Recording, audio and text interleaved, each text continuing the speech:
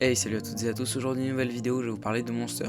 Je suis extrêmement content de pouvoir vous parler de Monster pour une raison qui se résume en quelques mots, c'est mon animé préféré. Cette vidéo n'est pas une critique comme d'habitude car je vais revenir point par point, mais le but sera de définir si Monster est une bonne adaptation, car en effet je viens de lire le manga, et aussi de savoir vers quel format il faudrait vous diriger pour Monster. C'est bon? Alors c'est parti!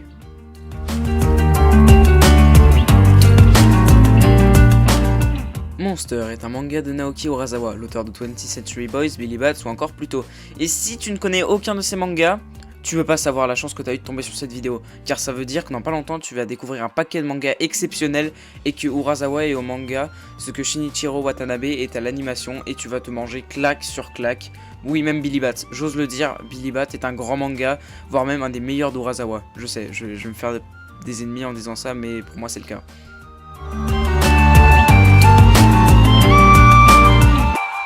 L'histoire démarre en 1986, on y suit Kenzo Tenma, un jeune neurochirurgien très talentueux mais qui se fait exploiter par son directeur et sa fille qui s'avère être sa petite amie. Un jour, alors qu'il s'apprêtait à opérer un patient, le directeur lui demande d'opérer un autre patient, causant indirectement la mort du premier. Après cet événement, il se rend compte que sa vision de la médecine diffère de celle du directeur et décide d'agir selon ses propres convictions. Et un jour, alors que son directeur lui demande d'opérer le maire, il décide de guérir un petit garçon qui s'est pris une balle dans la tête et qui est arrivé avant le maire. Le docteur Tenma réussit mais le maire meurt et le directeur détruit toute chance pour qu'il fasse carrière dans la médecine et sa petite amie le quitte. 9 ans après la mort mystérieuse du directeur de l'hôpital, Dr Tenma va être impliqué dans une affaire de meurtre en série et apprend que le meurtrier de cette affaire est un homme appelé Monster qui prétend être le gosse qu'il a sauvé quelques années plus tôt. Par la suite, Tenma va être accusé de meurtre commis par Monster et va devenir un fugitif qui a pour but de trouver Monster et l'arrêter dans sa série de meurtres, peu importe les moyens. Vous vous en doutez, c'est un animé d'enquête, slash thriller, slash seinen. En soi, le scénario pose des questions sur le bien et le mal, mais aborde d'autres thèmes tels que le racisme, la prostitution, la religion, la relation parent-enfant, la perte d'un être cher et bien d'autres que je ne pourrais pas citer sans en faire une vidéo complète. Donc est-ce que l'animé est fidèle au manga sur ce point-là? Eh bien, c'est absolument bluffant à quel point l'animé est fidèle au manga, surtout qu'il ne se contente pas de faire un simple copier-coller. Le rythme est le même dans le sens où t'as limite l'impression qu'ils ont voulu faire durer certaines scènes le temps moyen qu'un lecteur passerait devant la scène dans le manga. Ah, c'est vraiment impressionnant de réalisme. Après, c'est mon opinion. J'avais ce ressenti-là, mais ce sera peut-être pas le vôtre. Les dialogues ne sont pas un copier-coller, mais vont dans la même tournure que le manga, ce qui fait que c'est pour moi intéressant de faire un comparatif entre les deux. Aussi, un autre aspect du scénario est bien géré, le fait qu'on fasse des fois un voyage d'un personnage à un autre pour ensuite plus tard les faire rencontrer de manière imprévisible, et cet aspect là est hyper bien géré dans l'anime, en tout cas au moins aussi bien que dans le manga. On voyage beaucoup durant l'intrigue, comme ce soit dit précédemment d'un personnage à un autre, mais aussi dans l'Europe, sans parler de la manière dont le Dr Tenma doit aller d'un endroit à un autre pour récolter des indices sur Monster sans se faire choper. Et je ne vais pas faire plus d'éloges sur le scénario et la manière dont ils l'ont adapté, sinon ça durerait des heures, mais dites-vous une chose, Monster, c'est avant tout un excellent scénario avant d'être beau visuellement. Parce que bon, je vois bien les gens qui veulent pas regarder parce que c'est vieux, mais vous en foutez que ce soit moche. D'ailleurs, déjà, c'est même pas moche. Mais vous vous en foutez en fait. Tant que le scénario il est bien, c'est bien.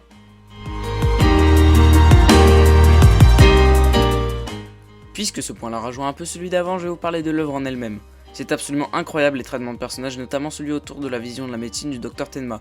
Pour les gens qui disent que la fin est pourrie ou qu'elle n'a aucun sens, c'est juste que vous n'avez pas compris le gros mindfuck qui explique la fin. D'ailleurs, il n'y aura pas de partie spoiler. Donc s'il y en a qui veulent que je détaille plus sur pourquoi la fin est bonne, il est possible que j'en fasse une vidéo entière. Je trouve le personnage de Anna Liebert un développement très intéressant de par sa culpabilité qu'elle ressent mêlée avec sa mémoire revenant petit à petit en pensant qu'elle aurait peut-être dû le tuer à ce moment-là. Le fait que les traitements et les développements sont tous parfaits. D'ailleurs, mon personnage préféré reste Grimmer, tant par les émotions qu'il m'a transmises que par sa personnalité ou son background que je trouve absolument sublime. Et c'est vraiment une thématique, celle de la parent-enfant, qui revient souvent dans Monster. Et je trouve que l'endroit qui m'a vraiment surpris, c'est celle avec Grimmer, parce que je trouvais vraiment cet aspect-là très peu utilisé dans les mangas seinen, tout ça, et je veux vraiment trouver ça très intéressant. Donc maintenant on va parler de l'antagoniste Johan Riberto, que je classe en numéro 1 des meilleurs méchants d'anime all time. Son passé, son charisme, son ambiance pesante autour de lui, son chara-design, son écriture, la manière dont il est lié au Dr Tenma, tout dans ce méchant est absolument parfait à mes yeux, et bon pour que les gens aient des pépés de Flamingo, Aizen, tout ça, qu'ils aillent voir Monster et qu'ils changent pour un vrai méchant. Voilà. Le seul point noir, ce serait dans la VF. c'est le même mec qui double la voix de Bob l'éponge qui double Monster.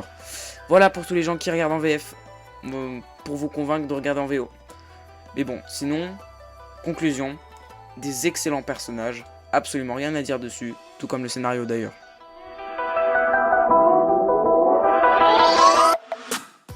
L'animation est impeccable, mais bon, elle n'est pas transcendante non plus, le choix des couleurs sonne parfaitement juste, en plus d'accentuer l'ambiance sombre et pesante, et cet aspect-là colle parfaitement en manga. Les OST sont sublimes encore une fois pour retransmettre l'ambiance sombre et pesante du manga qui rend certaines scènes encore plus intenses dans l'anime. Je conseille pour ceux qui ont uniquement lu le manga de voir les 2 derniers épisodes car ils sont déjà forts dans le manga mais encore plus puissants dans l'anime.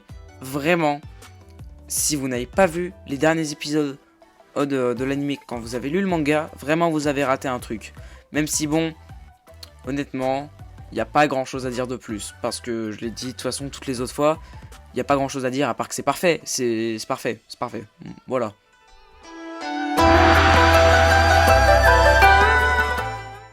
Après tout ce que j'ai pu dire, je peux affirmer que Monster est une des meilleures adaptations de manga en anime jamais faites, tant par la fidélité au manga sans faire un copier-coller, son ambiance ou encore sa mise en scène. Je n'ai pas précisé, mais les seiyuu sont exceptionnels, notamment celui du commissaire Runge, qui me donne presque l'impression qu'il n'y a pas de doubleur et que c'est vraiment lui qui parle. Le travail sonore des SFX mixé avec les OST est incroyable, comme dit précédemment, ça rend certaines scènes encore plus intenses dans l'anime. Donc, si tu dois regarder soit le manga, soit l'anime, j'ai une tendresse plus importante pour l'anime, mais je ne pense pas que le manga soit moins bon et les 2 formats se valent, même si personnellement je préfère l'anime, mais je pense que c'est surtout parce que j'ai découvert en animé et que je pense que c'est pour ça. Mais en vrai, les 2 formats sont excellents. Bon, en tout cas, j'espère que cette vidéo vous aura plu. N'hésitez pas à liker, partager, dire dans les commentaires ce que vous avez pensé de ce format de vidéo. Je réponds à tout le monde. N'hésitez pas à vous abonner pour savoir quand sortiront les prochaines vidéos. C'était Kenya. À la prochaine.